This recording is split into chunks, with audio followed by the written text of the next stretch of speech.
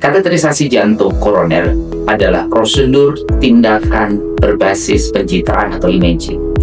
Tindakan ini bersifat non-invasif atau terjadi hanya sedikit luka, kurang lebih sekitar 1, 2, hingga 3 mili saja. Jadi bukan sifatnya operasi besar. Jadi sobat sehat tidak perlu takut tentang kateterisasi jantung koroner di RSUD Pasar Minggu. Halo sobat sehat RSUD Pasar Minggu, saya Dr. Arif Fadilah, spesialis jantung dan pembuluh darah konsultan intervensi koroner di RSUD Pasar Minggu. Pada hari ini saya akan menjelaskan tentang prosedur kateterisasi jantung koroner di unit kateterisasi lab RSUD Pasar Minggu. Kateterisasi jantung koroner adalah prosedur tindakan berbasis pencitraan atau imaging, berguna untuk melihat atau mendiagnosis salah satu penyebab penyempitan pembuluh darah jantung koroner. Saya akan menjelaskan bagaimana prosedur kateterisasi jantung koroner yang kami kerjakan di kateter RSUD Pasar Minggu. Prosedurnya simpel, hanya dengan sedikit luka saja atau kita sebut dengan minimal invasif. Kami akan melakukan tindakan anestesi atau pembiusan lokal di sekitar pergelangan tangan ataupun di lipat paha. Lukanya sekitar 1 hingga 2 mili saja. Nanti ada selang kecil atau kita sebut dengan kateter akan kita masukkan ke pembuluh darah di pergelangan tangan ataupun dari lipat paha. Kateter tersebut atau selang tersebut akan kita masukkan ke pembuluh darah di jantung koroner. Kemudian kita lakukan tindakan pengambilan gambar ataupun foto. Di situ nanti kita bisa lihat bagaimana anatomi pembuluh darah. Apakah terdapat penyempitan atau tidak. Apabila ditemukan penyempitan di bawah dari 70%, tidak perlu dilanjutkan dengan tindakan pemasangan ring ataupun cincin.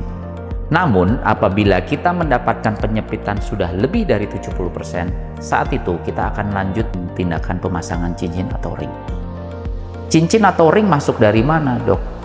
Cincin atau ring tersebut akan masuk melalui selang kecil tadi ataupun kateter tadi. Akan didorong cincin tersebut ke dalam dinding pembuluh darah, akan ditiup, dikembangkan, ditinggal. Jadi satu sama badan, jadi daging istilah saya. Jadi tidak perlu dicopot, tidak perlu diganti, apapun tidak perlu ada expirednya. Jadi pemasangan cincin atau ring bukan dimasukkan melalui pembelahan dinding dada, bukan. Hanya melalui selang kecil di pembuluh darah, di lipat paha ataupun di pergelangan tangan. Setelah itu, cincin itu akan jadi satu dan itu yang harus dirawat dan diperbaiki dengan baik. Durasinya berapa lama dok kerjaan tindakan ini? Kurang lebih sekitar 30 menit hingga 2 jam. Jadi bukan sampai hitungan berjam-jam. Tindakan tersebut tergantung dari kompleksitas anatomi dinding pembuluh darah. Nah, pasca tindakan, pasien kemudian akan dilakukan observasi di ruangan observasi kurang lebih sekitar 1 hingga 2 hari.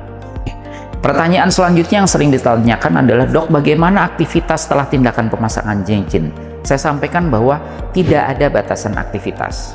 Anda bisa melakukan aktivitas Anda seperti sehari-hari sebelum Anda dilakukan tindakan pemasangan cincin.